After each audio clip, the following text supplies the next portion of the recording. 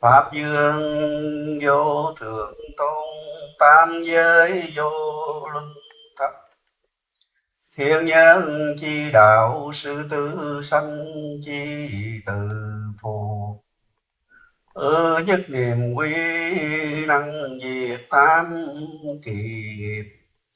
Xương dương nhược tán thán, ức kiếp mạt năng tầng. Nam Mô Bổn Sư Thích Ca Mâu Ni Phật. We now start the second lecture by reading the text. Be off by a hair, then you will be separated as far as heaven from earth. If you want it to be right in front of you, then neither support nor against. In the 84 different methods of practicing, the Master usually wants us to see clearly how to distinguish between correct and incorrect views. Because if you could not see the difference, then you could easily be mistaken and lose your faith. If you practice correctly, then your mind will always be peaceful and happy. You would approach everyone with compassion and contentment. If you practice incorrectly, then there would be competition, resentment, and gossip in your interaction with others. You would lose your way and potentially might fall into the three evil worlds of animal, hungry ghosts, or hell. The difference between heaven and earth separation can be caused by the difference in correct and deluded views. This difference can be off by a hair or a silk thread. If you want it to be right in front of you, then neither support nor against. Currently, you have a human body which is very difficult to attain. The Buddha Sutra has mentioned that the chances of attaining a human body is like a blind sea turtle who goes up to the water surface every 100 years, at the same time and location as a log that falls into the water, and the turtle was able to climb upon it. That chance happening is very rare. However, the Buddha said that was still not as rare enough. Being born as a human who knows the way is extremely rare. If you are born into a situation where you do not know the way, then you will fall into the rebirth of the six realms. You would have more bad friends than good friends, and eventually lose your way. Once you have become a human, you must at least maintain the qualities of kindness, respect, righteousness, and wisdom in order to stay in the human world. Once you know how to practice, you should apply it to your life immediately and not wait until later in your current life, or even worse, wait until future reincarnated lives to progress toward Buddhahood. If you practice now, then you can attain its fruit now. There are people who jump from one method to another and then to another whenever they do not achieve the result they wanted. You should not do this. It is similar to rubbing two wooden sticks together to generate sparks to create fire. If the condition is not hot enough or dry enough, then no fire would be generated. Similarly, with your practice, if the condition is not ready yet, then you will not be able to see the tranquil and special qualities in that method. Everything needs time to establish, especially if you follow the Zen path. There were some who practiced their entire life and then got sick, lay down about to die, and suddenly became achieved. That whole lifetime could have taken 60 to 70 years, which is not a short period. A human life is very short. Think about it. Only a few can live up to 90 years old, and if you could, then you would have to divide it in half to account for resting and sleeping periods. Now you have 45 years to practice. This is the best case scenario. Impermanence could have taken you any time and does not have to wait for you to get old. Worst case scenario, you might only have a few years to live after birth, or even a few months to live inside your mother's wombs. So death could come to you anytime, depending on your karma. Don't wait until you are old before you begin your practice. In old age, your body might not be healthy enough to sit and meditate for long. Your back would ache or your leg would become numb, and you could not focus. Grab hold of the opportunity to practice while you are young and able. With strong faith, dedication, and a good teacher, you will be able to go far in the path.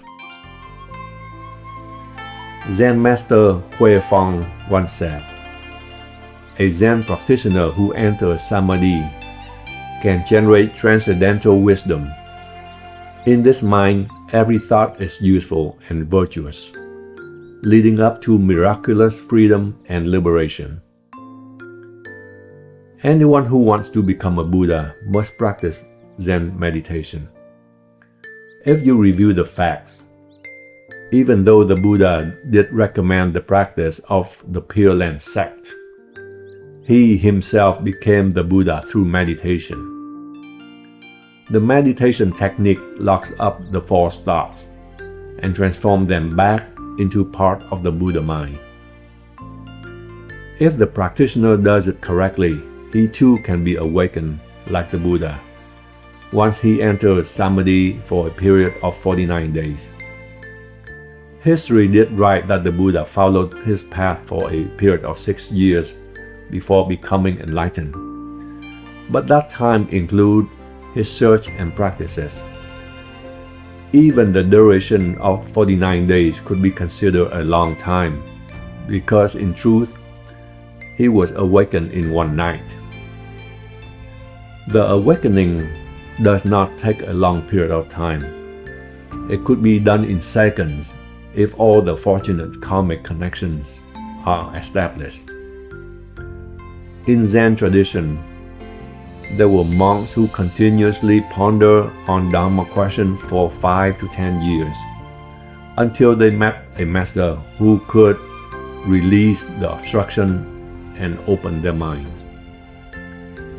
All their false views transformed into the right views. Therefore, since you have a human form, you should find a way to start your practice so you can return to a mind that neither gives birth nor destroys, or in other words, return to your absolute Buddha mind. If you can do this, then you have not wasted a golden opportunity to have a human form that can spiritually grow and be awakened. Now back to the text. Competing thoughts fighting against each other is the roots of the sick mind. If you are not aware of the mysterious principles, then focusing on peacefulness is useless. You all probably think that since we are human living in this world, then you are expected to be attached to human events, especially things that you love, like your wife and kids, your house, parents, and friends. For a practitioner, he would need to detach himself from this, else he would be stuck and trapped by them and could not move on. This attachment will encourage him to hold on and generate greed, anger, and delusional behaviors. Then he will start to consider name and recognition as important to him. Fame is not only a trap for a lay person, but for a monk as well. There are people who become monks to promote their fame and not spiritual growth. They use religion to promote donation to good causes so that the world would know of them. This should not be done. If you truly want to practice, you must stay in one place. Look inside you and find a way to resolve anything that would cause you stress. It is not wearing a monk's robe and then going outside and being involved in every social cause. Why do you think he would do these social causes? It is for everyone to know of him, of his name. Why would he not sit down and realize who he is? This physical body will not last. So why would he waste his time promoting his fame?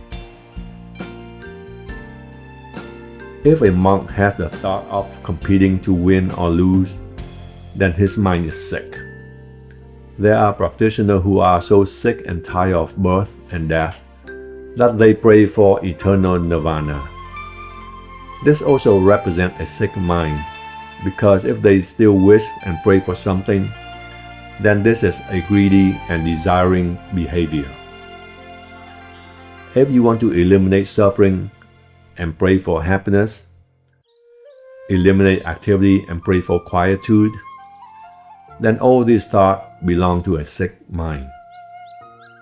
You still practice under false views, because if you truly understand the pure mind, then you would know that it is absolute and completely still. There's no wishing and praying. There are people who still carry greed, anger, and ignorance behavior around, but wish to become a Buddha or a patriarch. This here is a sick mind. There are many. There are those who don't want to let go of anything. Greed and desire, they want to experience them all, and yet also want to experience nirvana. This is not possible. You all should know that if there is stillness, then there is no activity, and vice versa. These two opposite dharmas could not coexist together unless you truly comprehend all dharmas. If a practitioner could let go of all thoughts and is not stuck on the concept of holiness or mundane, then this is the correct mind of a practitioner. If you let go of your thought, then you are naturally reverted back to the original mind. And if you could not let go of all your thoughts, then naturally all greed and desire will manifest. If you can let go, then there would be no desire for the holy over the mundane world. The practitioner who knows how to practice can transform a troubled mind into a liberated and tranquil mind. If you are not aware of the mysterious principle, then focusing on peacefulness is useless. The mysterious principle here refers to the core principle of the way. When you do your practice, what do you rely on? Many practitioners do not know how to answer this question. You should know when to apply your effort. Else, you would do a lot, but it would be a wasted effort. It is like you plant a grain seed in the sand, then for sure that wheat will not be able to bloom for you to harvest. The core principle of the way said a practitioner must know his original mind. When you are debating, you might logically sound better, but that doesn't mean that you are better. You are better when you truly know of your original mind. You can talk or sound better than 1,000 of other practitioners, but this is not equal to being able to comprehend your pure mind. The one who knows the way is free and stays with the moment. He is not bothered by any gossip or defamation. Your original mind is the mysterious principle. Your body-mind put forth the thought of continuous practice. To become the Buddha is the basic element that could help you enter the realm of the Tathagata. Without the body-mind, you could not go far. The body-mind is a force that can push you forward to reach the stillness of your original mind. This was the reason why the patriarch Ma Tao taught his student, mind is Buddha.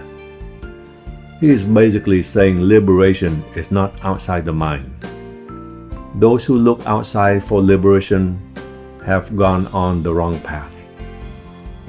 What did the Diamond Sutra say?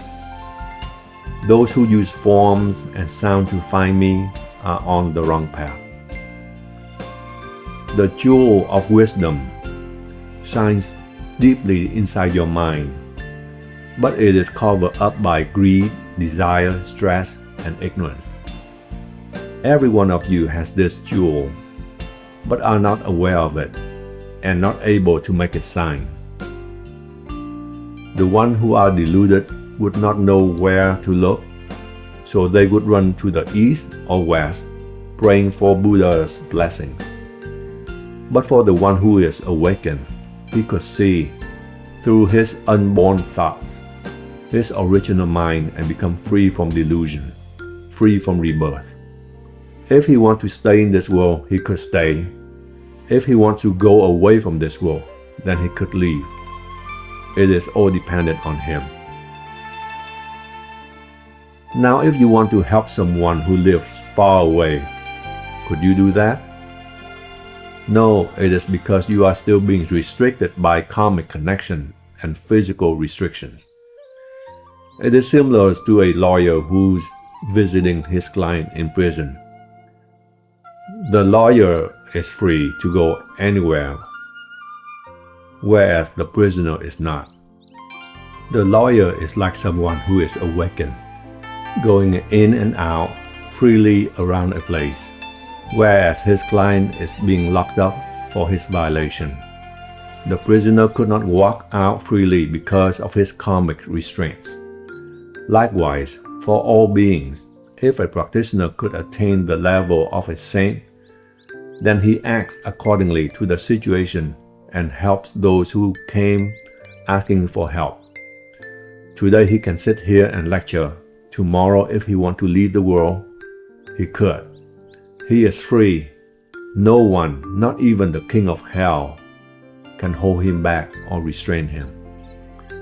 Is a person who has read all the sutras and thousands of Buddhist literature advanced in his training? He would be aware of the guidance that the Buddhist sutra and literature have offered him to return to his pure mind.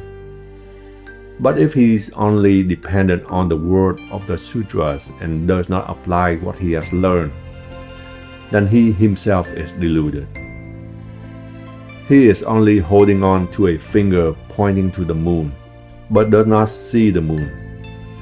Whereas for someone who had not read the Buddhist Sutra, but did get some instruction from his master and apply it to his practice, then he is relying on the finger to see where the moon is shining brightly. In the world today, many are relying on words to compete with each other. I urge you that if you understand the way, then you should use compassion and kindness in your words to plant the seed of love and peacefulness, so you can easily guide them to recognize their pure mind. A person who does not know that his pure mind has the potential to become the Buddha will go search for the Buddha without success, whereas the one who knows his pure mind would not need to go anywhere far. Just sit there and examine his mind, and one day his pure mind would appear in front of him. Back to the text. It is complete and perfect, like emptiness, with no deficiency or excess. Due to grasping and rejecting, the mind cannot remain absolute. In this section, Master Tang San described the pure mind of all beings. At the saint level, it does not increase, and at the mundane level, it does not decrease. This mind is universal and impartial. If you could liberate your seventh level of consciousness, Magnatic, then your mind becomes universal and impartial which is called Bình Đẳng Tánh Trí in Vietnamese. If you can attain the 8th level liberation, then you will enter nirvana of the pure mind, which is called Đại Duyên Cảnh Trí. This pure mind contains all thoughts, no increase, no decrease, not stained and not unblemished. Therefore, if you want to access this mind by using words, to debate, to analyze, then you are doing it wrong. I recommend that in the weekend, when you don't have to go to work, spend time in your room, meditate and examine your mind, and hope that in your past lives, you have practiced and accumulated enough blessings that can help you overcome the current hindrance in your path and allow you to see your pure mind. If a practitioner cannot let go of the attachment to the world and hold strongly in his mind the thought of love and hate, then he could not enter the serenity of his pure mind. The biases of his mind blocks him from seeing the truth. He wants to hold on to what he loves and push away what he hates. These are two thoughts that exist in most beings, covering up the true wisdom within. So in your training, throw away these dualist thoughts and only generate thought of compassion to help all beings. Also, don't waste your time gossiping. Whatever others do, that's their problem. Karma will resolve all problems. You don't need to get involved. When you perpetuate the gossip, then you have cast the karmic net onto yourself. It is not worth it. Just be quiet and focus on your mind. If you don't gossip, then the thoughts of love and hate will automatically decrease. The Buddha said that for a monk to attain the Arhat level, he would have experienced total bliss, which nothing in this world can compare. Due to grasping and rejecting, the mind cannot remain absolute. You all are aware that your pure mind contains all dharmas. There are over 7 billion people in this world now, so all the thoughts and accomplishment came out from where? The mind is very powerful, containing everything we could have imagined. Therefore, I'm not surprised to hear that this mind can become a Buddha. Not at all. It can illuminate the great Cosmos and withdraw all the way back to its perfectly still original mind. Our mind can illuminate and receive. It is not inactive like a rock. When I lecture, my mind is illuminating outward. When I stop, then I withdraw back to my original mind. If you think becoming a Zen monk is to sit still like a rock all day without projecting thoughts, then you really don't understand Buddhism. You don't understand what this lecture is all about. The pure mind that contains all dharmas and virtues represent the blissful dharma body, whereas a mind that grasps and rejects, which is equivalent to the biased mind that loves and hates, then this mind could not return to the Absolute. Do you see now that you need to talk less and examine your mind more? Because when you talk or debate, you are relying on your consciousness, not your wisdom. Master Hamsun entered Samadhi one day and went up to the heavenly realm to meet the next Buddha, Maitreya. He then asked, "Honor Bodhisattva Maitreya, even though I'm a monk, but I have not been able to distinguish between consciousness and wisdom." Then Bodhisattva Maitreya answered, "If you have an idea and generate a thought, that is consciousness. If you have an idea but did not generate a thought, then that is wisdom." So, in general, almost all beings use consciousness, not their wisdom. From now on, when you practice Zen meditation, then you are starting to use your wisdom. This wisdom can eliminate all suffering and guide you back to your pure mind. Now back to the text. Don't chase after conditioned existence. Don't settle into emptiness. With one mind and impartiality, all delusions are eliminated. A true practitioner would not generate a thought about the world outside. What is conditioned existence? They are events made of forms, sounds, odors, flavors, touch, or thoughts. These correspond to part of your body like eyes, ears, nose, tongue, body, and brain. Although there are infinite amount of dhammas in the world, they all could be traced back to their interaction to these 6 faculties. In the Suragama Sutra, the Buddha clearly instructed us that if the 6 faculties chase after worldly advance, then the mind would not be liberated. The 6 senses have to return to their natural and quiet states, so that they would not be distracted. Ajidapha. If you can accomplish the return of the 6 senses to its blissful states, then you could become an enlightened person in this lifetime. The main goal of a practitioner is to guide his 6 senses back to the impartial state, return to their roots of tranquility. But when we could not control ourselves and generate thoughts chasing after the outside world, then all the stress, all the greed, anger, and ignorance automatically arose. If someone came along and insulted or violated you, then you got mad. Then this anger has robbed you of all the blessing you have accomplished while training up to now. Therefore, you have to continuously be aware of your mind, making sure not many thoughts are generated. There are people who practice for 20 to 30 years, but due to an unexpected event, when someone violated them or defamed them, they would get mad and could not let it go, robbing them of all the blessing they had done in the past 20 to 30 years. Is it worth it? Not at all.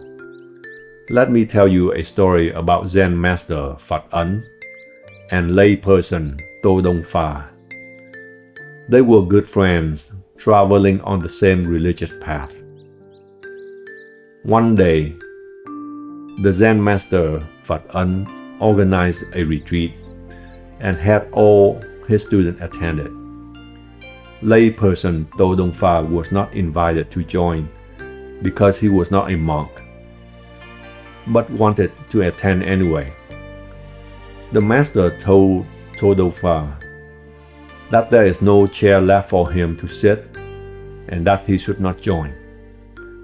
To Dong Fa replied, "If there is no chair, then I would like to use your body as my chair." Do you see that this is a challenge to the master? He dared to ask for the master body to be used as his chair. If the master was not achieved and knew how to handle all situations, then he would probably be angered. The master smiled and said, "I have a question. If you can answer, then you can sit down on my body. If you could not, then you should unbuckle your belt of honor and leave it behind at the temple."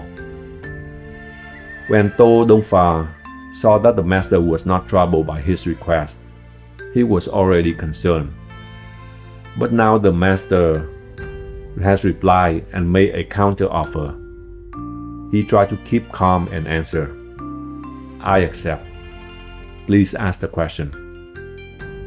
The master then asked, "Just now, I heard you requested to use my body as your chair.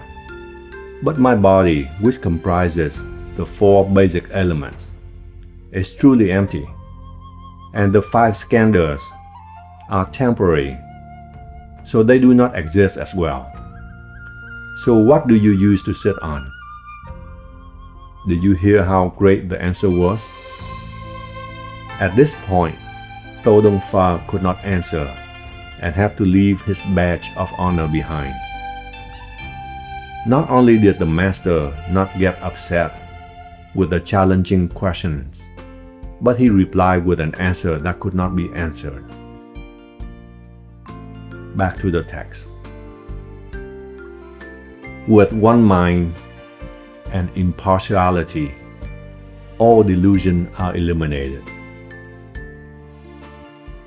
Once the grasping and rejecting are no more, then the views of duality are also no more.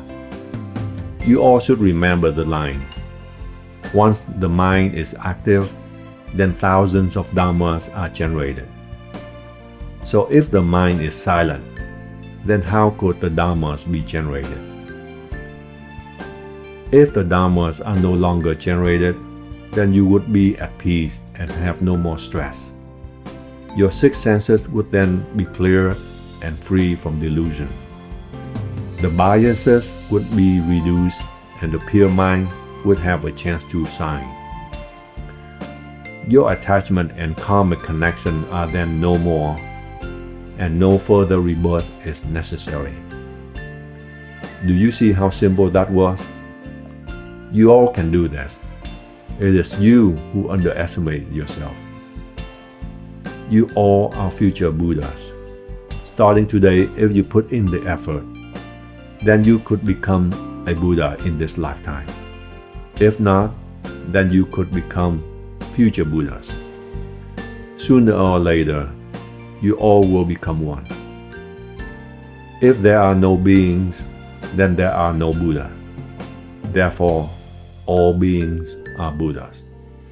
Nam Mô Bổn Sư Thích Ca Mâu Ni Phật.